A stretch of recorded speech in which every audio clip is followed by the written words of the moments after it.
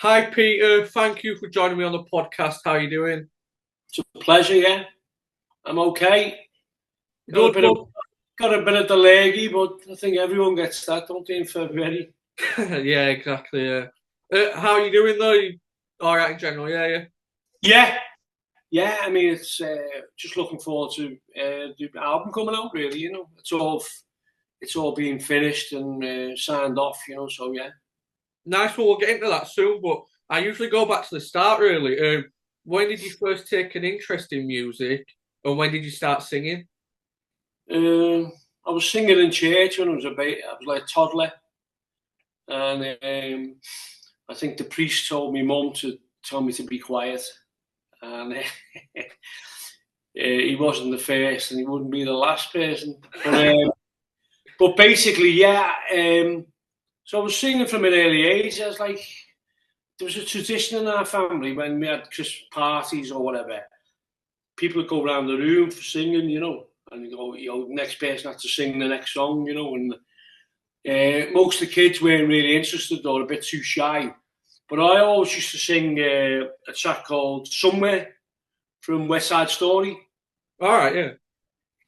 Because I loved the track, and I used to sing it, and me aunties and uncles and grandmothers and used to clap me. So I thought, and that was my first. That was my first memories of singing, really. And then when I was at school, I was in like a school production of Oliver, which was topical at the time, and but I never really had any ambitions. I mean, I wanted to be a footballer, so obviously wasn't good enough to be a footballer, but I was drifting in and out of bands when I was at school, and I didn't really take it seriously, but it was only later on that I heard this band playing in my mate's pub. It was when they used to shut during Sunday afternoons, because if you're probably too young to remember, but licensing hours in those days, pubs used to shut in the middle of the afternoon. I think it was sort of a legacy from the First World War or something, so people would go back to the armaments factories instead of getting pissed. So anyway, I had this band playing, and I said to me mate, what's that? He said, oh, that's our Ollie's band. That was his brother. And so I went in to listen to them, and they were playing like Waiting for the Man, like that type of track, and a couple of Rolling Stones tracks and that. And I said, well, where's your singer? He said, oh, we haven't got one. So I said, basically, I'll have a go. And that's how it started. It wasn't any master plan or anything like that. Was this way before the farm then? Yeah, it was a while before the farm, yeah, but it was like a couple of the people in the band liked my voice and liked the passion of my voice. So they said, oh, we want to start a band with you. But I did a fanzine in Liverpool at the time called The End. And it was regarded as a bit of like a scallywag magazine, And so there's a couple of people in the band who were like into prog rock, So they obviously didn't want me as the singer, because I was like short hair and, so they said, oh no. But the ones who wanted me in said, oh, we're going to form a band with him, So that's what happened. And then we recently called The Excitements, like a post-punk idea, And then we were going down to a farm to rehearse all the time. So we just got labelled the farm, And that's how it started, And then we did our first John Peel session in the 80s, and we're all kicked off from then, really. But we spent about 6 years not really getting anywhere. We're always getting help off people. Suggs helped us, Paul Heaton helped us, Brian Savage from UB40 helped us. Everyone was always trying to get us a deal. But record companies couldn't see it. They couldn't see the image, you see. And this was obviously this was 10 years before Oasis, you see. So it was like nobody looked like us in bands, do you know what I mean? It was like, record companies thought you had to have an image, so they thought an image would be like Frankie Goes to Hollywood, all dressed in leather, and so Cagoules and, no one looked like that in indie bands, We were certainly, you know, probably one of the first groups who looked like that, you know, and it was only, and we were saying, well, this is, you don't believe this, but this could be the greatest, you know, Omni appeal ever. You know, it crosses across all boundaries, you know, but they couldn't see it. Publishing companies and record companies just couldn't, they didn't have the vision to see it, you know. I'd seen what had happened to the Jam and the Clash. I mean, I loved the Clash. And like in America, they became massive, but in this country, they weren't, you know, they were very, very popular, but they weren't as big as the Jam, because the Jam were putting out singles, and the Jam appealed to council estate kids. That's what they appealed to, inner city and council estate kids. And I was thinking, I was telling record companies, that's our image. You can't see it. And it was only years later when, you know, if you say, what does an indie band look like now? It's a cagoule, isn't it? And, you know, but in those days, it was unheard of. You know, everyone was trying to look like Morrissey or someone, you know. How important was it then for you to stick to that image instead of changing? Well, it wasn't contrived, you see, it was just us. So it wasn't hard at all, because there's no way we were getting dressed up the way record. I mean, I always remember there's a big publisher called Morrison Leahy. Brian Morrison was the main man, you know, and they had loads. They had like George Michael, the Jam, all sorts of like big artists. So we did because they liked the songs. So we'd do like a rehearsal in front of them, you know. And Brian Morrison was going, you know, why have you all got tweed jacket on? Why have you all got cord jackets on? That's all the 60s, that. You know, we go, well, this is our image, you know. And he was sort of like shaking his head. He couldn't understand it, you know. And he offers us a deal. And then a week later, he changed the conditions of the deal, you know. And he was like, give us a big lecture on why we should be honoured to be published by him, you know. And it was all that type of attitude, you know. But we suffered no fools at the time, so we weren't taking that off people like that, you know. It's like, you know, if you don't want to say hands, fuck you. You're not asked.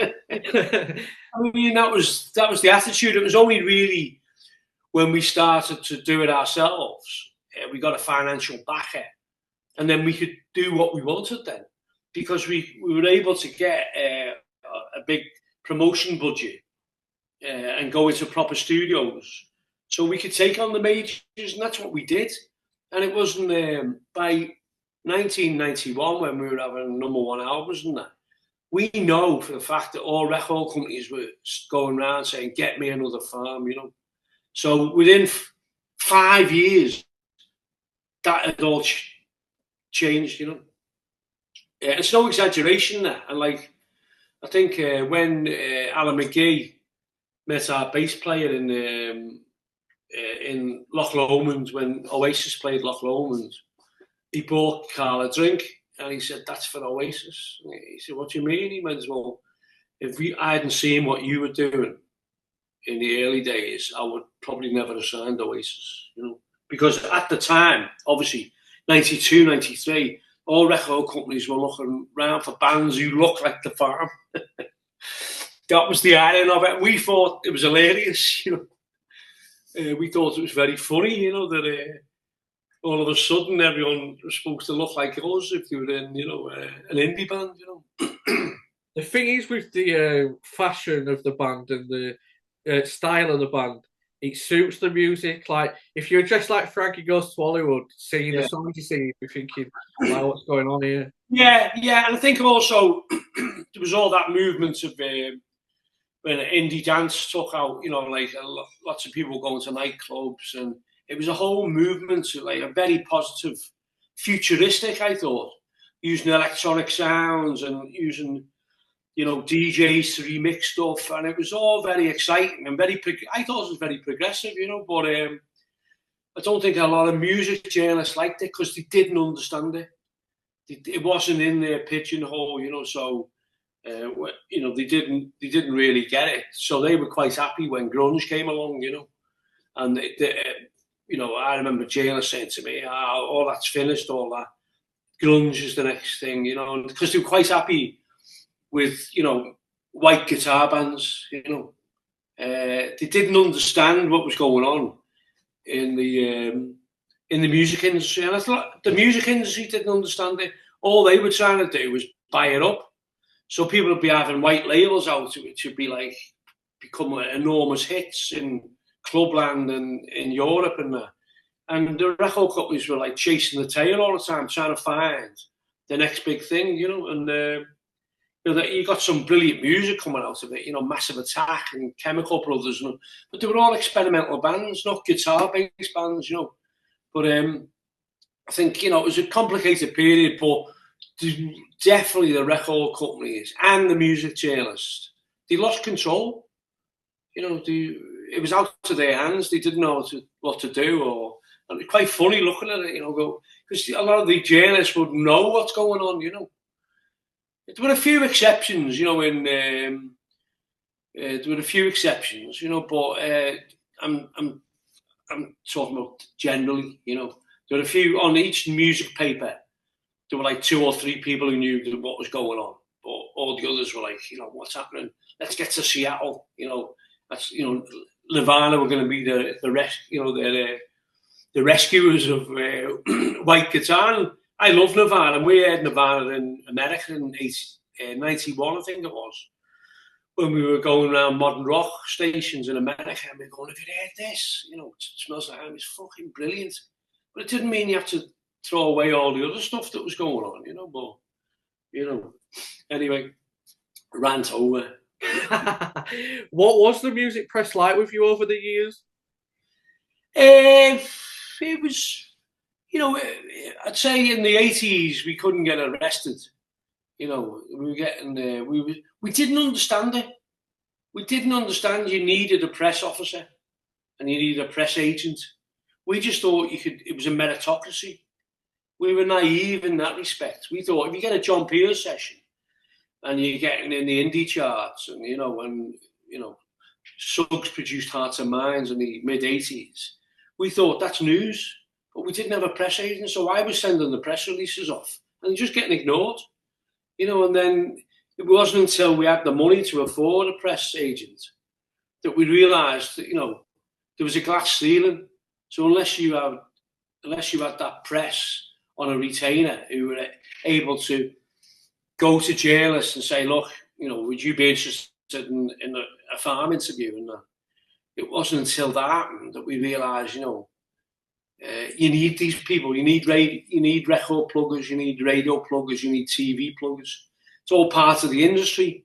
We didn't think at the time. We were, you know, to get your show behind the curtain, looking in, going, how's that happened? You know, because we were thinking if you're getting radio sessions off Janice Long and John Peel and people like that, you know, you're doing something right, you know. But we didn't realise you had to have a press officer, you know, backing that up, you know. The band's obviously a Liverpudlian band.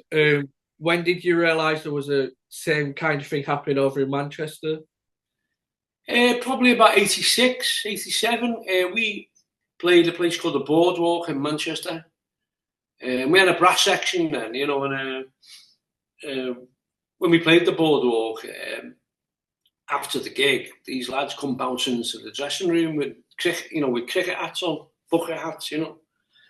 And we didn't know them at the time, but they were, all right, Scouts, you know, and all that, like, and they go, you know, we love that, we want to play with you in Liverpool, can you get us a gig in Liverpool? It was the Happy Mondays. And from that day on, we got on with them, you know, and so then I've only recently, when I've been to like events in Manchester where people have told me that they were looking at what we were doing. So they saw us on the telly first, and when, you know, Scousers dressed in cord jackets, and, you know, if they can do it, that's what we look like. So I think there was very similar things going on, you know. Certainly when we went to Leeds, if we played in Leeds, you get hundreds of lads from the match coming, you know, and they were all identified with us. And it wasn't so much the same in Manchester, but it was in Leeds, you know. In fact, we got barred from Leeds University because they heard that the Leeds service crew used to follow us around and that. So without any discussion. They just said, "Oh, we're going to cancel that gig," and it's one of it's just all about reputation, isn't it? I mean, and the irony is, we played Leeds ground in '91 with the Mondays, Yeah, well, I'm from Leeds, so I was going to ask you about that gig. Yeah. We used to play the Duchess of York. Yeah, that's not there now, but yeah. Promoted, pretended. John Keenan, maybe. I think he's still going, isn't he? I don't know. But we'll get onto the gig later. What I wanted to ask you was, your first single, Hearts and Minds, was out in '84. Yeah. And the album came out in '91. There's this thing of a 7-year curse the band had. Do you believe there was a curse on you that 7 year? No, we just joked about that. But no, we did. We signed this terrible deal with another indie company who also signed Pulp and a few other groups who went on to have quite a bit of success, and it was out of desperation because about 86, 87, we had no money. So in order to keep the band going, we signed this publishing deal. And we did have an album out called Pastures Old and New, which you can get on Spotify. And it's basically they're all Peel sessions and Janice Long sessions. So we didn't go into the studio to record them, but they were released. And then, so there was that gap. Yeah, but it was like we had a few tracks. Our original drummer died in a car crash, and it nearly split the band up. Really, I think it was only because his parents, Andy McVan, his name was, his parents were saying, "Oh, Andy would want you to carry on," So I think that's why we carried on, But then the brass left after that. They thought that's the end of the group, The brass left, and then I went to see a band called Big Audio Dynamite in Liverpool, and they just blew me away. So it was like Mick Jones from The Clash with Don Letts playing all hip hop beats, and have you ever really listened to Big Audio? I've heard of them. I've never given them a good listen though. Listen to them. They were ahead of the game. They don't get enough credit, but they were using all these, New York loops, drum loops on their tracks with guitars. It was fantastic, and that's it. That's the future for me. But it took us a couple of years to get our act together, to get some money together, to be able to buy the equipment, which you could, early samplers were fairly expensive, Yeah. It's not like now you can do everything in your bedroom. But if you, then you have to have a sampler, and it cost a few grand to get, Well, you mentioned Andy McVan there. The album is dedicated to his parents. What was it like recording that album? Yeah, I mean, it was great because we just done Stepping Stone, which we did in conjunction with Terry Farley, the DJ, and he used to write to the end. Terry Farley, he was from London, but he was always wanting to do a magazine like The End. So they started something called Boys Own, and that became a phenomenon in London. So it mixed, club culture and fashion and all sorts, music. And it was great, very different from The End, but similar type of attitude, And so we saw that he was getting features in The Face and ID magazine and various things, DJ of the month and that. So we asked this lad, Kevin Sampson, who eventually became our manager, to go and doorstep him at the Limelight Club on Shaftesbury Avenue, and he handed him a tape of Stepping Stone. So he must have listened to it and went, I could do something with this, but they've got to slow everything down, And so we recorded Stepping Stone in spring of 1990, and he gave us this white label. He said, "This white label, it's massive in London clubs. It's really underground. Record companies won't pick up on it." He said, "But the loop is fantastic." And it was The Power by The Snap. Oh, yeah. So we used that loop and did Stepping Stone over the top of it, which slowed the track down a lot, But it became a massive hit in the clubs in London. But by the time we released it, Snap was #1 in the charts. But no one really cottoned on. No one really said, "Oh, you took Snap." It wasn't until about 10 years later that Clark's shoes used it on an advert. They used our Stepping Stone on an advert. And this group called Maltronics got in touch and said, "You've used our drum loop there, you know." And so our guitarist thought, he's got it from somewhere. He was based in New York at the time he recorded it, but then he was based in London. That's why he'd seen the advert, you know. So Steve Grimes, our guitarist, went on to a hip-hop, signed up for a hip-hop forum in New York and said, "Does anyone know where Maltronics got the loop from, you know?" Didn't get an answer for 6 months. And then someone come back and said, "Oh, yeah, that's from Take Me to the Mardi Gras by Rick James or something." So anyway, we listened to it and it's exactly the same.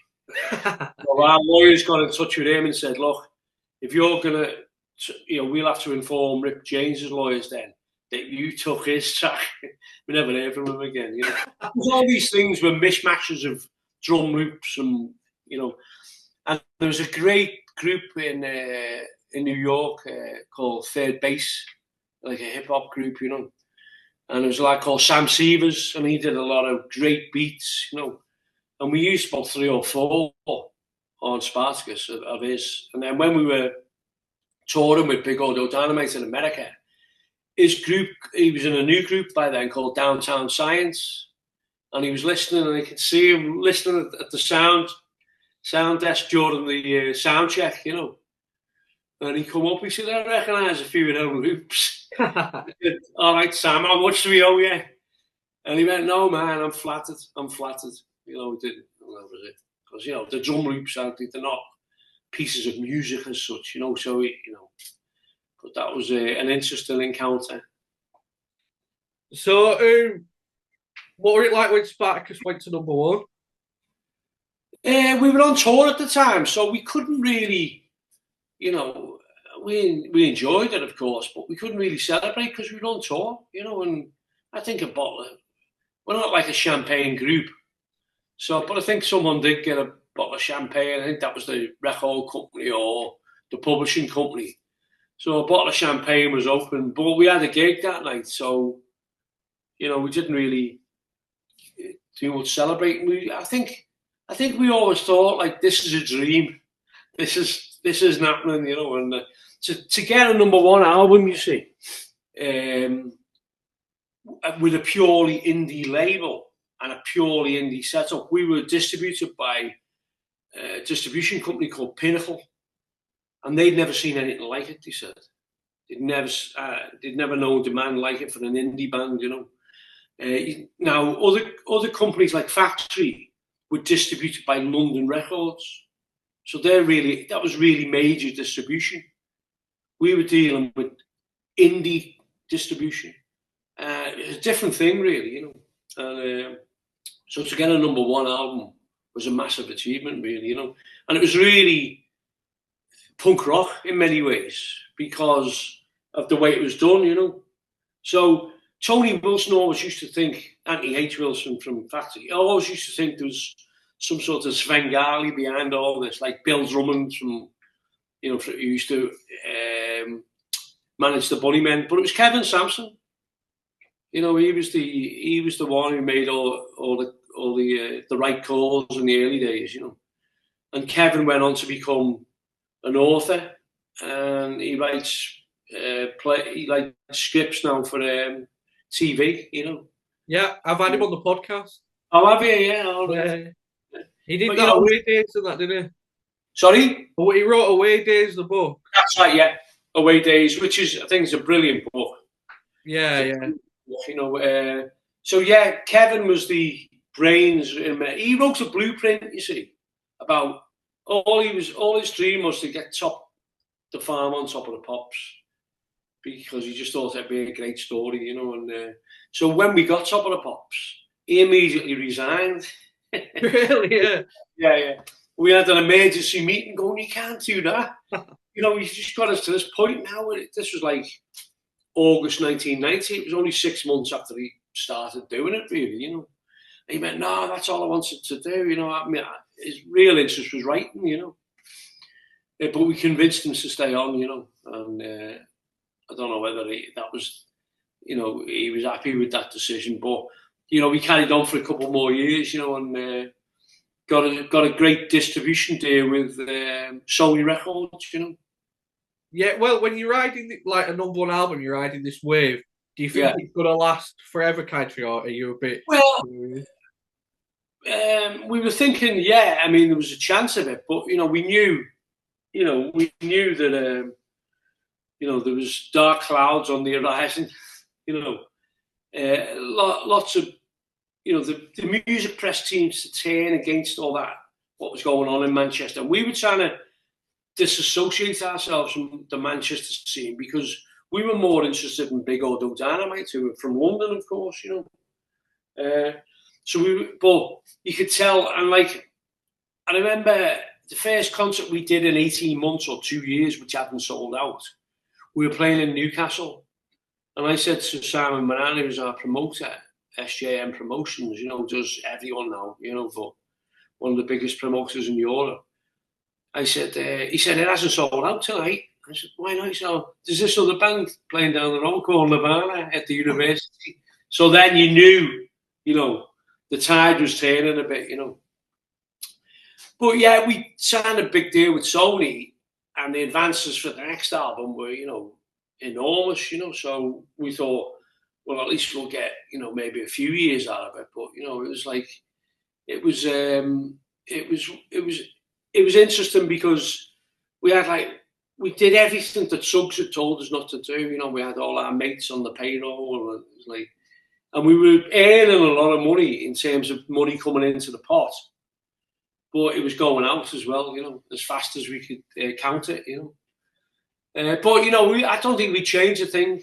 We had a brilliant time, and I think. You know, it was fantastic. You know, I mean, we wouldn't change it. I don't think. Well, we're all still alive. You know. Yeah, yeah. Well, and you album for that as well. With like the second album, I think it's up there with the first one musically, but it didn't do as well, did it? But no, is that because you got the pressure of a major label now? Well, I think what had happened is we changed when we went with Sony. They said we're going to do everything in house now, so they get the press agents, and so the press agents that were popular at the NME and Melody Making Sounds with us, they got other press agents like Leicester Dixon, I think it was. Anyway, a press agent that dealt with the Stones and Paul McCartney and people like that. It wasn't us, you know, but we didn't have much say in it, you know. So they were going to the NME with stories and going, "Oh, you're Leicester Dixon, like, we don't do stories." You know, it was a bit like that, you know. But I think Kevin was thinking, if you're going to have that longevity, you've got to get on to the next. But I think it was probably, in hindsight, it was probably a mistake going in house with them for everything. You know, we should have like tried to convince them that we stayed with the people that had been working with us for years. You know, but that's all. It's all hindsight. You just don't know at the time. You know, and I think Gloves Seen No Colour, we heard it and we thought, you know, this is our Sergeant Pepper. You know, but it just didn't. Got slagged off by a few journalists who were taking revenge.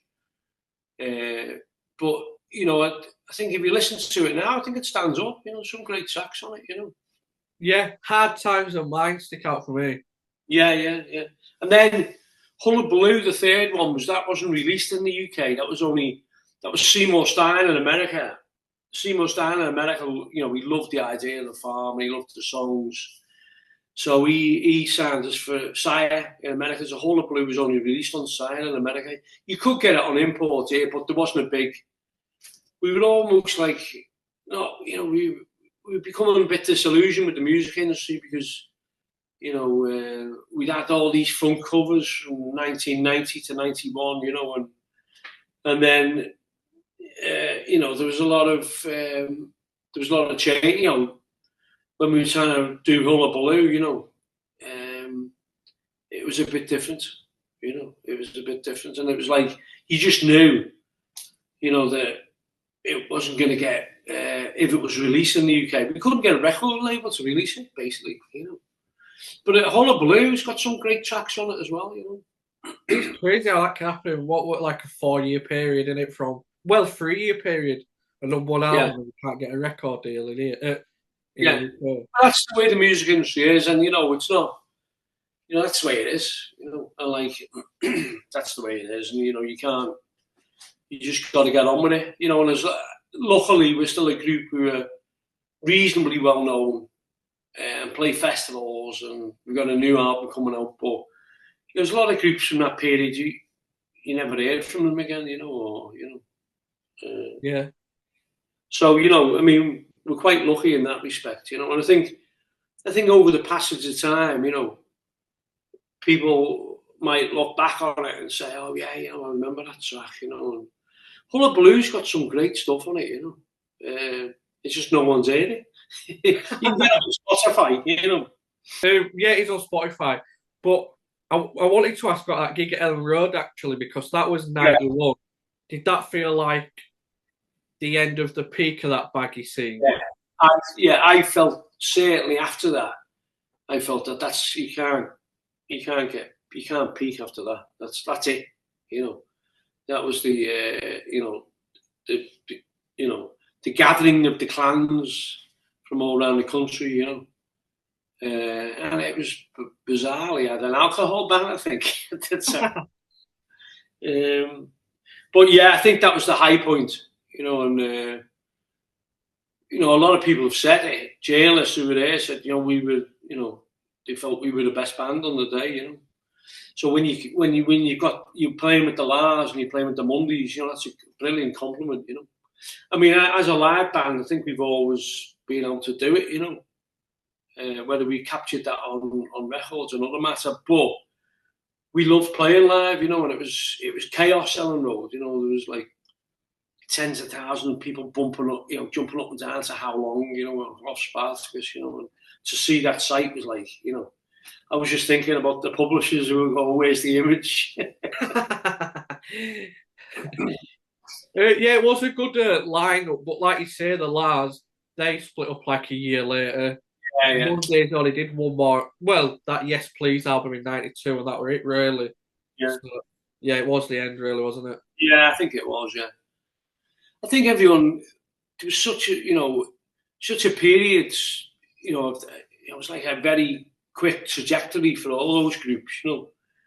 And I don't think the established music industry liked it. I don't think they liked it, you know, they didn't understand it, and they just looked, you know, who are these? You know, how come these are being successful? I mean, it was a movement, you know, you know, and I think they were quite happy, the industry, when they got control of it again, you know. What was that like a factor in the split in 96 then? Well, we didn't really split up. I think Roy said he wanted us to play at his stag night. So we went to Dublin for a stag night, and the Farm played in Dublin, and that was the last gig we did, really. We never announced. We just all drifted apart and brought up families, and you know, and it wasn't really our guitarist Steve was the person who didn't want to get back together, you know. And then in 2003, he was diagnosed with bowel cancer, you know. And he said when he was in the hospital bed and he had all wires hanging from him and he'd had part of his bowel removed, you know, and he thought to himself, why didn't we play more? It was the best times of our lives, you know. And so he vowed that if he ever recovered, because he didn't think he was going to recover, he thought that was it, you know.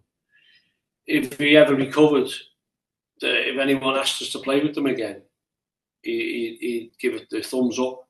So in 2005, after he'd recovered, a year after he'd recovered, the Happy Mondays asked us to go out, and we agreed to do it, you know. So ever since, we've been playing festivals, you know, but we never really thought we were going to get back in the studio. But we did. I don't know how it happened. We were playing new stuff at gigs, and people were going, why can't we hear that? Why can't? Well, we're sticking on Spotify then. So we stuck stuff on Spotify, and you know, and people seem to like it. And then last year, Radio 2 playlisted Fear the Love, you know, which was only really supposed to be a Spotify release, you know. So they playlisted it, and I had all people ringing me up going, "Oh, you playlisted on Radio 2, you know, brilliant." So it was all it wasn't a master plan again, it was just happens, you know. So we thought, well, we've got 6 new tracks, we may as well try and do an album. Yeah, you know. I'm sure, like you said, you were playing new songs live. I'm sure you had a lot of songs like put to the side. How did you choose what to put on the album? Well, we had probably about 13 or 14 ideas, and just the consensus was between me, Steve, and Keith, the guitarist, about what worked best, you know. So that's how it was chosen, yeah. And they would work on music ideas and then give me the music, and I'd try and fit the music to lyrics I had, you know, or I was writing, and to see if it fitted in, you know. And that's what we did. And like the last single was "Let the Music Take Control," you know, and that was supposed to be about like Keith met Nile Rodgers in LIPA in Liverpool, where he works, which is the Liverpool Institute for Performing Arts. And he met Nile Rodgers, and then the next rehearsal he come in playing, you know, like Nile Rodgers, isn't that? You know, like very funky, chic style guitar, you know. So we wrote "Let the Music Take Control" around that, you know. This idea was like, you know, when the politicians were saying "take back control," you know, we would go, no, don't listen to the politicians. Let the music take control, you know. He had this vision of Nile Rodgers preaching to the mass of all music fans, you know. Forget the politicians, you know, we're in control, you know. That was the idea behind the song, you know. Has that always been the way the Farm have worked? So, like, you'd write lyrics to the music? Yeah, usually, yeah. So, yeah, it's, you know, it's that's how it's always worked, really, yeah, in rehearsals, you know. And, yeah, I think if you listen to I mean, hopefully people are going to like the new album. I think, you know, when we've heard the 10 tracks, it's like 35 minutes, and you know, they're all punchy tracks, you know, it's not like a concept album as such, you know. They're like the best albums, I think, that are about 40, like say 30, between 30 and 50 minutes. Yeah. So that's not the idea, is that, you know, you know, of the 10 songs, you know, 8 of them we think could be singles, you know, but it's up to other people to decide, you know. I enjoy the single. What was that like, writing that and getting it out there? Which one? Forever and Ever. Oh, yeah. That was great. Yeah, I mean, it was like, yeah, it was, you know, when they heard the music, I thought I was going to come up with something, you know, like about everlasting love. That was about it, you know, what it was about, really, you know. Forever and Ever, yeah, and it sounds great. I think it sounds great on the radio, you know. What can people expect from the album then? What do you want them to take away from the album? Just at the Farm of these, you know, back on form, you know, that we've never gone away. We've never gone away, and we always had confidence in our writing ability. But I think a lot of the confidence was knocked out of us, you know, because what had happened in 93, 94, you know. So this was really a way of saying, you know, we're back, you know, and that's the idea behind it, you know. And hopefully people that haven't got any jaundice, prejudice views, they listen to it and go, you know, because Feel the Love went down brilliantly. I had musicians from all around the country, you know, getting it. Oh, we love that new track, you know, and Paul Weller heard it and invited us down to his studio to finish off the vocals. He said, you know, Carl, our bass player, was in touch with him and said, how many tracks have you got to do? So we've got 3 or 4 to do, you know. And he said, oh, come down, and he wouldn't charge us. He said, I love the new. He said, Peter's still singing. That's his voice, yeah. That must be pretty mad for you, look. You're a big fan of the Jam, weren't you, growing up? Yeah, unbelievable. I was a big fan of the Jam and the Clash, you know. Yeah. And you worked with Mick Jones as well, yeah. Mick Jones wrote a song for us about 92 called It's Been a Long Time. That's on Love See No Colour. And he wrote it because we inspired him. He said, I was going, a class guitarist, we inspired you, you know. But that's the way he felt. And he gifted the song. And I said, well, what do we do? No, it's yours. I've gifted, you know, he gave us a gift, you know. I mean, we should have talked about that more maybe back in the day, you know, but we just didn't want to embarrass Mick. Like, you know, we just thought, you know, that's great, you know, it's fantastic. And you hear it now, it's great. You know, it's been a long time, it's called. All right. He read about you know, how many years we'd spent, you know, getting nowhere, you know, and that we'd inspired him, you know. So that was great. When it took a while, I know we're going back a lot here, but when it took a while, you were like 30 when Spartacus came out, which is, I'm not saying you're old, but at the time, like, if you're a pop star, like in a band kind of thing, did you ever feel it was never going to happen? Not really. I mean, we were resigned to the fact that, you know, it wasn't going to happen, you know. And we just resigned to that fact, you know. And really, it was like 89 when we got the samplers in and the new sound. We did a gig, so all the people at the gig thought we'd turn up to do the old farm stuff, you know, with the brass section. And it was all these hip hop beats, and they're going, fucking hell. So, you know, lots of people loved it, but a lot of people, you know, didn't like the new stuff, you know. But I think we were resigned to that fact that, you know, that's the way it was, you know. And it was only when we stopped caring whether we wanted to have success that it all happened, you know. Yeah, you know, that all works out, innit? Yeah, it's strange, you know.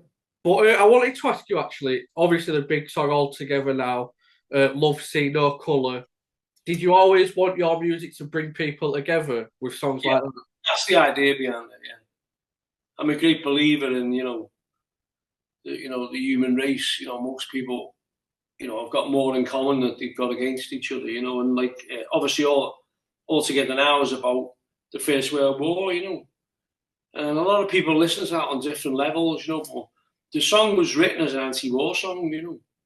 It's a peace song because all those people died in the First World War, and no one can still work out why it started.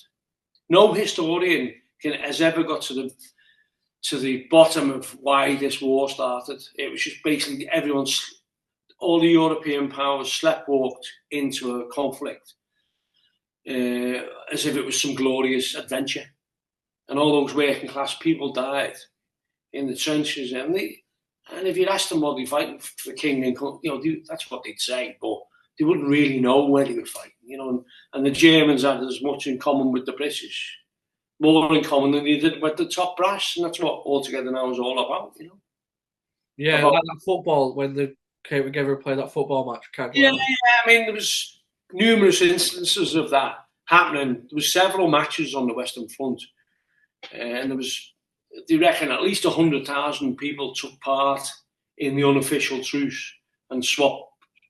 And then they looked at photographs of the German soldiers' families and thinking, oh, they're just like half, you know. It was like, so that's the idea of the song, but also the song, because it was during that dance period, was about all nations coming together on the dance floor as well, and that's what it was, you know, juxtaposition of it, you know, really.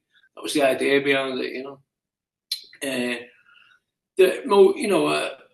I think, you know, the message is still important, you know. I think, you know, what's going on in politics in the world now, you know, I think the message is more important than ever, really, you know. It got used at the Euros in 2004. I know the band worked together at that point, but did it bring in a new audience, like nearly 15 years later, the song? I suppose it did, yeah. I suppose it did, but, I mean, that was something, the FA told us they were going to use it for 1996, but because a team called Everton had used it, I'm a Liverpool fan, by the way, but they got session musicians to record it, and Keith, who's our guitarist, he's the only Evertonian in the band, you see. So he sang on it, you know, and because they used it, the FA went off the idea of them using it as the theme for the whole Euros, you know. And we didn't know this till 2003 when they were trying to convince us to let England use it. They got us down to the FA headquarters and saying, look, this is about inclusivity. We're fed up of the image of England fans being, you know, right-wing nutters and that, you know. We wanted to be more inclusive, you know. So they you know, what they were saying was, you know, it was music to our ears, really, you know. And we liked what they were saying. Yeah. But they never come across with anything, you know. They never really promoted it or not, you know. And I don't think it was ever really adopted much by England fans, you know. You know, I think a lot of the England fans, you know, weren't happy that it was a song about unity with the Germans, you know. What? At least they didn't knock us out of that tournament. It was Portugal that time, wasn't it? But yeah. Was you gutted though when it got used for the Everton Man United Cup final? Yeah, well, I mean, they'd already recorded it, and I was saying no. I didn't want them to use it, not because it was Everton, just because I didn't want them to change the words. Ah, right. And then my dad, who's a season ticket holder at Anfield since 1962, he said, well, if you don't let them use it, you're being a bit of a hypocrite, aren't you? Because it's about two enemies coming together. And I thought, you know, so in the end, I let them use it. And Keith had done the last day of the Cup at Anfield in '94 before they knocked the old Cup down, you know. And he was sort of like saying, it's payback time, you know, I've done stuff for you. And, you know, I never. But I mean, I still don't like the way they changed the words, you know. That's life, isn't it? You know. What? Well, you were at Hillsborough when the tragedy happened, and you've been like a big ambassador for. You did the song "He Ain't Effie, He's My Brother." Yeah. I remember when that came out. Actually, it was near Christmas time. Was it 2012, 2011? It was 2012 when it was a Christmas #1. Yeah. Yeah. And a lot of acts came together. That came from a one-off gig, didn't it? Well, we played a gig in September 2011, and that originally was going to be called "Don't Buy the Sun" gig, because the Sun had been the news of the world had just been called, you know,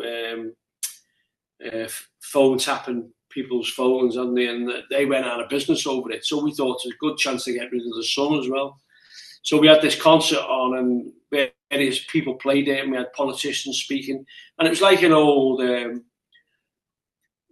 concert from from the 80s, the groups like the Clash would do, and the Specials and that, you know, and the great atmosphere. So after the gig, Mick Jones, who said he'd never really played Clash tracks because he didn't want to, you know, but he said for this he wanted to play Clash tracks because he said Joe Stummer would have agreed with it, you know. And so we did about 6 or 7 Clash tracks for the first time he'd done them since he was in the Clash, I think, you know. And it went on a storm. So after that gig, the next day he said, we've got to take this on tour, you know, and we've got to go around the country and then take it to Europe, you know. And that's what we did, you know. And his idea was to take it to America as well, to fight any injustices in America that, you know, and Rage Against the Machine were definitely interested in doing it, you know. He was the pipe, Mick Jones, when Mick Jones got involved with something, he was the Pied Piper, you know. He was like, everyone wants to get involved, you know. And it was like, but it was before the independent, Hillsborough Independent inquiry had reported, and it was before the new inquests. So there was still a lot of ignorance about it. So it was raising awareness for Hillsborough rather than, no, not the Scousers moaning again, you know. So we wanted to raise awareness of what had actually happened, you know. And that's what Mick wanted to do. I think every football fan who lived through that period knew the way the police treated football fans, you know. And they knew that, you know, it was an unavoidable tragedy, you know. And really what we've got now in the Premier League is because those 97 people died, because Taylor introduced the idea of all-seater stadia and sanitising the game, you know, and it's gone a bit too far the other way, I think, now, you know.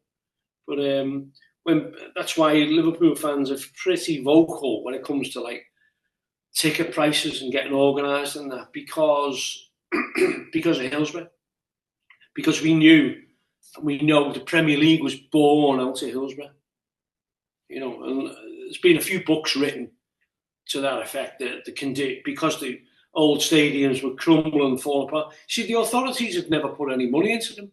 They just it all just gone in their back pockets, But it was really, it laid the conditions for like what the Premier League has become, which is one of the big sports success stories ever, Is it hard for you to, not hard, but does it still bring back memories and stuff when you do these, like that single and stuff? Is it still hard at times? Yeah, I mean, I couldn't talk about Hillsborough for 10 years, something like that. I couldn't talk about it. And I still find it hard to talk about it now, because you don't expect to go to a football match and see people getting a CPR in front of you, But it happened to Leeds fans, and I knew a lot of Leeds fans. I asked them to give Evans, because it happened to them in previous matches, Yeah, I read about that, like the year before, wasn't it, at Hillsborough? Yeah, and they'd only just got the licence back from '81 when I think Spurs played Wolves, and there was no pen system there. So lots of Spurs fans were injured, but the terrace was spread out. So the pen system killed people at Hillsborough.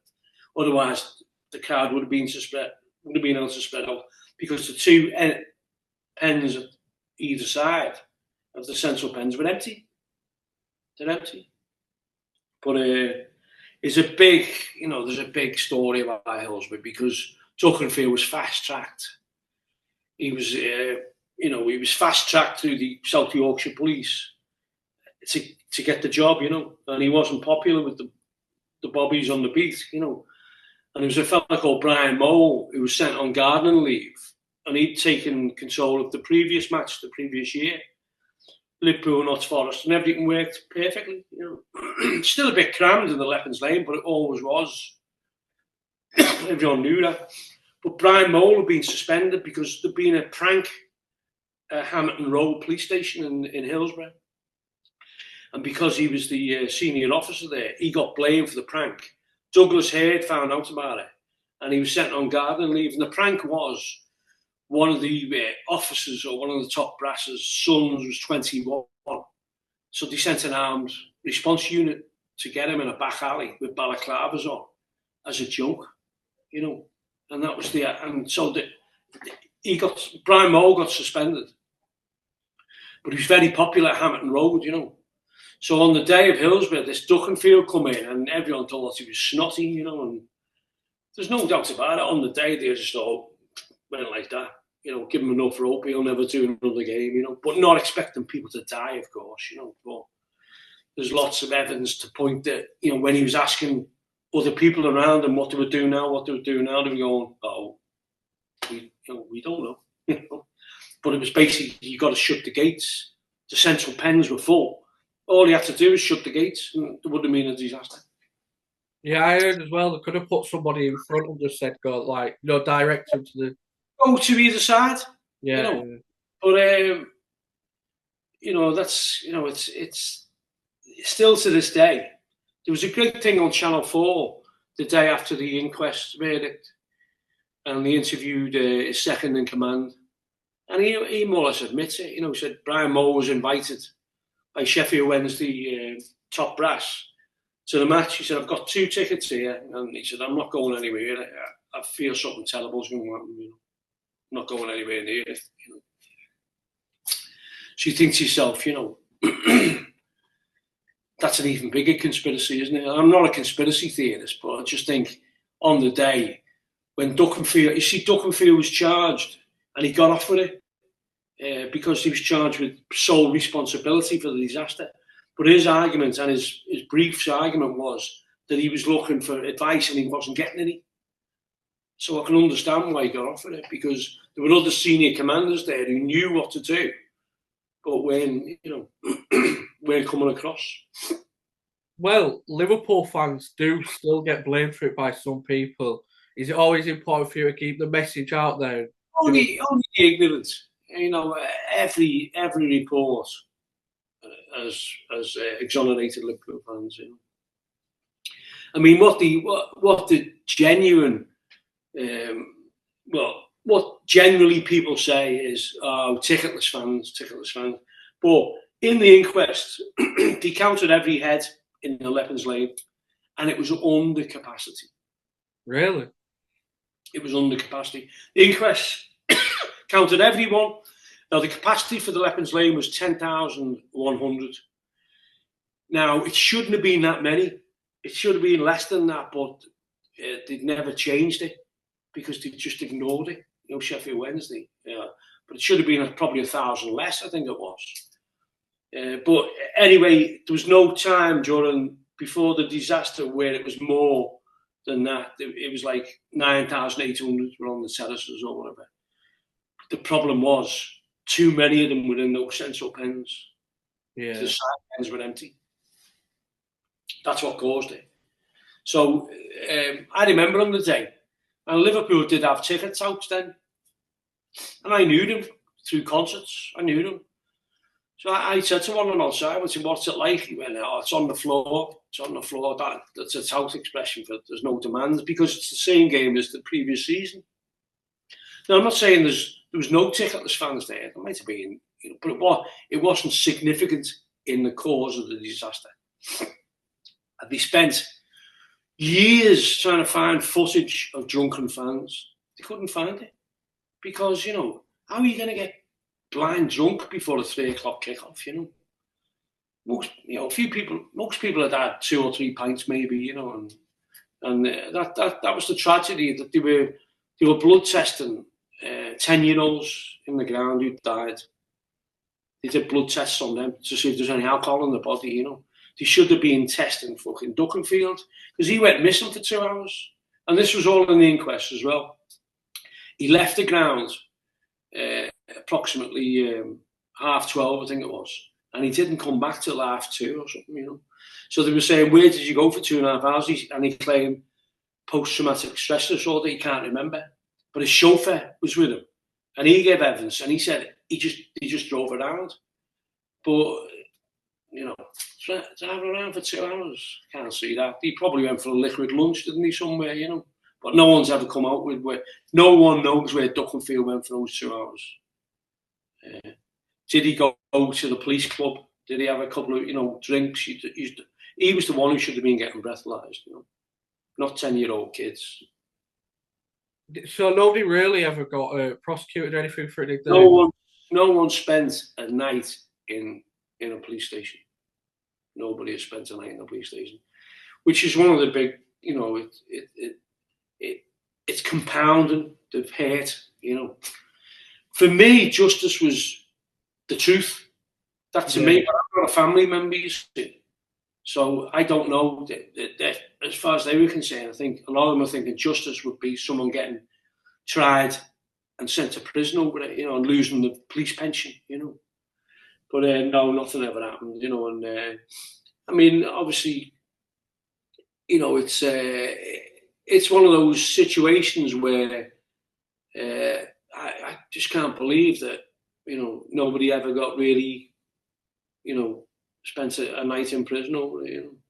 But there was a fella called Betterson who was sent, and he ended up becoming Merseyside Chief Constable, and he was involved in it. And allegedly, he was part of the dark arts, you know, informing jailers that it was like ticketless Duncan Fat, you know, and obviously Thatcher lapped that up because that just fits into the narrative, doesn't it? You know, but I'd say, you know, on the day, you know, it wasn't, you know, it was a low-key game, I think. It was a semi-final, but because it had happened the year before, there wasn't that frenzy for tickets, you know. And they went back across the Snake Pass and all these different passes to Manchester, trying to find cans, you know, discarded cans, you know, instead of like looking to go, whose decision was it not to close the gates, you know. That's where, and obviously I don't know if you know, but all the video surveillance of the Leppens Lane disappeared. Yeah, I heard that. Yeah, disappeared. So obviously it disappeared for a reason, didn't it? Because it would have been obvious that those central pens were too full. yeah, coincidence, isn't it? What? Yeah. Well, it's not. I'm being sarcastic, but I don't know if you watched the Anne program that Kevin Sampson did. That was a good program. Yeah, very good, brilliant. That was brilliant, and it was good that she was chosen really, because there was two groups in Liverpool. There was the Hillsborough Family Support Group, which was the majority of the families, but then there was a breakaway group, and the breakaway group formed the Hillsborough Justice Campaign, because the Hillsborough Family Support Group was saying that they'd had a vote on whether they should accept compensation from the son. And I think the son were going to offer them £96,000 because 96 had died. Someone else has died since, who'd been in a vegetable state for years. So they voted against accepting the son, but then the chair, Trevor Hicks, said, "Well, I'm going to talk to them anyway as an individual, someone who lost daughters." So that's why the split happened. That was simplistic reason, but that's why, because he went against the vote. So the Hillsborough Justice Campaign said, "You've done it your way. We need a more grassroots street campaign now." So a few of the families went to them, but Anne had been in both, I think. But she was an individual who was interested in her son, and it was proven that he could have been saved, of the right medical treatment. Because I always remember one ambulance got on the pitch, but there was about 44 ambulances outside, and they couldn't get in the ground, and the victims couldn't be given to couldn't get out to the ambulances. It was just a cock up from start to finish. I went onto the pitch at about 3:30. The tragedy happened at 6 minutes past 3. I went onto the pitch at 3:30 because I was on the halfway line in the stands, and said to the line of police across the, what are you doing? Can't you give CPR? Aren't you trained? Saying, "We can't move. We're waiting for orders." And of course, the orders never came because all the walkie-talkies failed. All the communication had failed because it was chaos, and I'm sure some of those policemen would have done CPR on people, There's lots of doctors in the crowd were coming out to try and do it, but yeah, it was a terrible scene, Did you realise how bad it was at that time, then? No, Really? I didn't know anyone had died. I was hoping they'd fainted,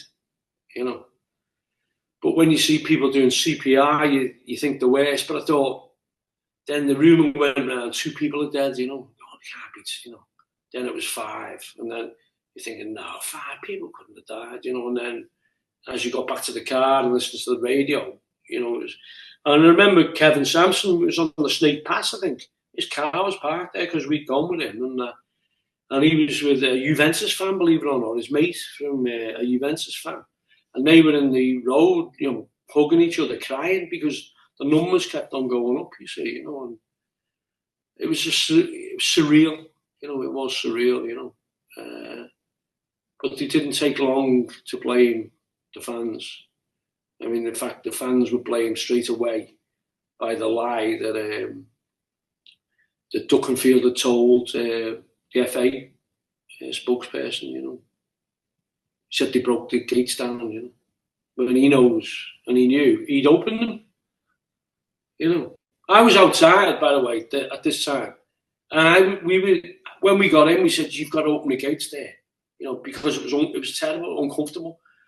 But for some reason, it wasn't like that the year before. There was orderly queues. No football fan wants to see a melee by a turnstile. Orderly queues, that's what you want to see, wasn't it? So you think, why weren't the orderly queues the same as last year? Because the Hamilton Road, Brian Mole being sent off on leave, for some reason they hadn't been put in place, and no one had told Duckenfield that's what they should have done. So it was horrendous, I've been to Hillsborough a few times to watch Leeds, and you just can't comprehend what happened. Like, it just doesn't. No. I can't believe it's still there. Really? It's still the terrace, isn't it? Like, it's still there with the tunnel. The tunnel was against all regulations. The tunnel was had a slope on it towards the pitch, and that was because of the Ibrox disaster. Because they thought people only die if they're leaving the ground, not coming in the ground. So that's why the slope. But it was too steep. So obviously, people in that tunnel could not. If you're trying to, if the tunnel's jam packed and the terrace is jam packed, there was no way. If it had been flat, the disaster mightn't have happened because it was on a slope to stop people going out the ground, becoming in a crush. But it wasn't. There's a green code guide and it was too steep. You know, they hadn't changed it. You know. It's how did you deal with it? It's a horrible, horrible thing, isn't it? By campaigning, I think. Really, yeah. I think that was it. You know, it was like a few days afterwards, we were all meeting in pubs and saying what we were going to do, and like I think fan organisations grew out of it. You know, I think football supporters ended up getting together. You know, and they're doing the same nowadays on ticket prices. You know. Yeah, it's scandalous now, isn't it? Well, I mean, you're paying. There's still the £30 cap in the Premier League, but I'm sure every ground in the country is milking Leeds fans for away tickets. We charge scandalous for away fans, though. What? We charge away fans quite well on road scandalous prices as well. Yeah. But what would your away ticket price be? Well, yeah. 50. It's like 50 quid for an home ticket, never mind. You know what I mean? That you've got your travel and everything, and scandalous for one day. Yeah, and like, you know, as I said before, this is down to, you know, what happened in '89. Because football grounds wouldn't have changed, wouldn't have had the Taylor report, the conditions wouldn't have been there for the Premier League to start up, you know. So it means, you know, it's very close to our hearts, you know, ticket prices and the way you go to Anfield now, it's 11,000 corporates, you know, and they're paying, you know, top dollar, you know, top 50 quid. They could be paying anything, you know, 350 for like street food and a drink and a programme. That's it. The proper fans have been pushed out, aren't they, for money? Like, it's happened for years now, really. Yeah. And I think, you know, there's got to be legislation, I think, to stop that happening. You know, like the way the Premier League got the £30 ticket. Yeah. Now I'm involved in Spartacus Shankly, and we were heavily involved in trying to get that, you know, because our tickets, when they went up to 62 in Arsenal in 2012, they'd be £100 now. And we know for the fact from Kieran Maguire, just the price of football. I don't know if you ever listen to his podcasts. No. He's in touch with a lot of the WhatsApp groups, you know, and the owners, and he gets stuff leaked. And all the American owners now can't believe how cheap the Premier League is. They want it like the NFL, you know. So it's like that. Then. They think £100 is like 100. You know, that should be the bottom line. You know, everything else should be, and that's. They don't understand. It's a different game in America. Yeah, they have those working class roots that the British football has. You know, they don't understand, and they're gonna. That's why they put prices up at Old Trafford to 66 with no concessions. So you're taking two kids; they're 66 as well, and they quietly drop those prices because the fans give them two fingers, fucking paying that. Yeah. So hopefully there will be solidarity on ticket prices. You know. With that single, I would say the cover with the young lad and girl with a 96 or 97, that were a strong image as well, wasn't it? Yeah, massive image. Well, that was done at Goodison Park, you know. Just after the independent panel report came out, and they played Newcastle on a Monday night, and that's when that image came up. And it was Bill Kenwright, like Bill Kenwright from Everton. He was the cherry, and he played the Ain't Heavy. because it was one of his favourite tracks, and it was very. So that's why we decided. So we only decided really in October 2012 to do the single, and we were told it's impossible, you can't do it, but the Metro Mayor now, Steve Rotherham, was champion. He said, "No, we can do it. We can do it." What would you have gone with, like You'll Never Walk Alone, if you didn't play that at that time? Do you think? No, we were thinking of Fears of Anfield Road. All right, yeah. Yeah, but so, but it was we wanted to involve Evertonians as well. Well, their families died, brothers and sisters or whatever.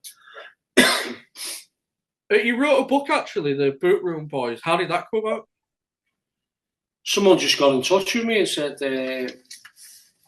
would you be interested in writing this book, No, writing a book like that, it's difficult, but in the end, they convinced me that they wanted me to do it, so I did it, I enjoyed doing it, and I learned a lot about the club, I learned a lot about the battles that Shankly had, and the battles he had with his own board, and the fact that his first signing he wanted was Jack Charlton. Yeah. And the Liverpool board would not go over £20,000 at the time. And so Jack Charlton was just above 20,000. And he always said, even in his autobiography years later, if, that would have made Leeds weaker if I'd been able to buy Jack Charlton. It would have made us stronger, So he never forgave the board of directors for not giving them money, But then eventually, a couple of years later, he bought Ron Yeats and Ian St John, and they were over 20,000. But one of the directors from the Littlewoods family had convinced the Liverpool board to give him the money, And that was the transformation of Liverpool Football Club from being in the shadow of Everton to becoming eclipsing them, Was you at the derby the other day? I was there, yeah. Well, yeah, gutted. Yeah, but I think if you look at it, I think probably a draw was probably a fair result, And I'm going to Villa tomorrow, and that's obviously a massive game, So, Good team, Villa now. Good team, and we've got to beat them really, because we've got City on Sunday there. Because just imagine 2 defeats. It's like it'd be like they bottled it again. Liverpool are a great team this season, and they play very controlled football. Were you a bit nervous after Klopp left? After what? After Klopp went, were you a bit? Yeah, no one knew about this Arnie Slot. No one knew about him. Thinking how can you follow Klopp? Do you think he'll win the league, or you just not thinking about it yet? Until it's mathematically impossible for anyone to catch us, I'm not counting. We had those runs with the Man City, we were getting 90 odd points. You still weren't winning the league, So I haven't ruled out Man City yet. So just to finish off, you've got the album coming out. You got any more singles coming before the album's out? I think we have, yeah. I think we have. It's a big debate on what it should be, but that's still getting debated, yeah. Is the album's like May, innit? End of May, beginning of June, I think, yeah. Let the music take control. I'll leave a link in the description to the Farm's website for. You've got some shows coming up this year, haven't you? Some what? Some shows coming up, like Doncaster and stuff. Yeah. I think there should be on there, yeah. Doncaster, we're looking forward to that. Might get the old Leeds contingent turning up. Where else have you got planned? At least I'll be on full alert. What? I couldn't tell you off the top of my head. I'll leave a link anyway for people to find out and stuff. Yeah. All right. Thanks a lot. Yeah, nice one for joining me. It's been great to speak to you. Yeah, it's been a pleasure. Yeah. I thought you might be a Leeds fan. What you say? I thought you might be a Leeds fan. Why? No, just you just sound like you're from Leeds. Looking forward to being back in the Premier League. I watched the match last night. Yeah, left it late, didn't they? Yeah, but you know, it was a great goal, one at the end. You know. I think they'll go up now automatic, but you never know with Leeds. All right Yeah. then, nice one. See you later. Nice one, thank you.